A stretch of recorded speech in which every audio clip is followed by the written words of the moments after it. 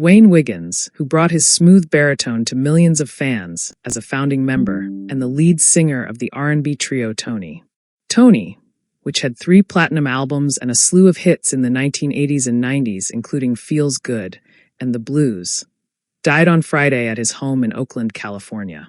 He was 64. His family said in a statement on social media that the cause was bladder cancer. Mr. Wiggins was born and raised in Oakland and lived there most of his life, absorbing and blending the blues, funk, and hip-hop sounds that he encountered on the city's streets and in its clubs, where his father, a blues guitarist, was a regular performer.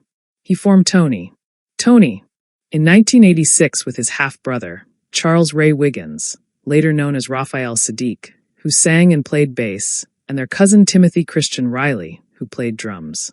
The trio first found success performing around the San Francisco Bay Area, but they did not release their first album, Who, until 1988. It was an immediate hit. Their debut single, Little Walter, reached number 1 on the Billboard R&B chart. 3 more singles from the album reached the top 10, and the album was certified gold. Who leaned into the traditional blues sound that the trio had grown up with, but their next 3 albums ventured into new territory, incorporating hip-hop, upbeat soul, and dance pop, a blend that came to be known as New Jack Swing. Their sophomore effort, The Revival, 1990, included their best-known hit, the radio-friendly Feels Good, which topped the Billboard R&B chart and reached number 9 on the Hot 100. Though Mr. Wiggins bristled at the suggestion, critics often labeled the trio traditional because of their use of guitars and organs and their deployment of blues and soul arrangements. As he pointed out, they also incorporated turntables, flashy clothes, and ecstatic on-stage dancing, even in their spry youth cartwheels and splits. A lot of writers and very seasoned musicians stay stuck in their zone and don't want to branch out and don't want to accept when it's new, Mr. Wiggins said in a 2017 interview with the Chicago Tribune. I like pulling it into the fold. Dwayne Patrice Wiggins was born on February 14, 1961, in Oakland to Charlie and Mary Brown Wiggins.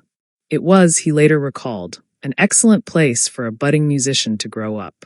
I grew up across the street from D. Fremery Park, where Sly Stone used to play and the Black Panthers would hold rallies, he told the Las Cruces Sun News in 2016. Today, you have 20 million rappers in one city. Back then, you had 20 million musicians, bands all over the place. He, his brother, and his cousin were prodigious musicians. They played in their high school band, which performed in Europe and Hawaii, and all 3 went professional after graduating. Mr. Wiggins joined a number of bands around Oakland and eventually went on tour with the gospel singer Tramaine Hawkins. His brother and Mr. Riley worked with the Scottish singer Sheena Easton and joined her on a world tour with Prince. When the 3 returned to Oakland in the mid-1980s, they decided to form their own band. The name Tone, came from a private joke about a mutual friend's name. When we came off the road, by that time we realized what we had, and that we could be making a lot of money and music as our own band, Mr. Wiggins told the Los Angeles Times in 1997. Along with Who and The Revival, the band's albums included Sons of Soul, 1993, which went double platinum, and House of Music, 1996, which went platinum and is widely considered their best work. The band broke up soon after House of Music was released but reunited in 1998, without Mr. Saadiq, who went on to a successful career as a producer. Amar Khalil performed in his place. They did not release any new albums. The original lineup of Tone, reunited in 2019 for a one-time concert, then again in 2023 for a short tour.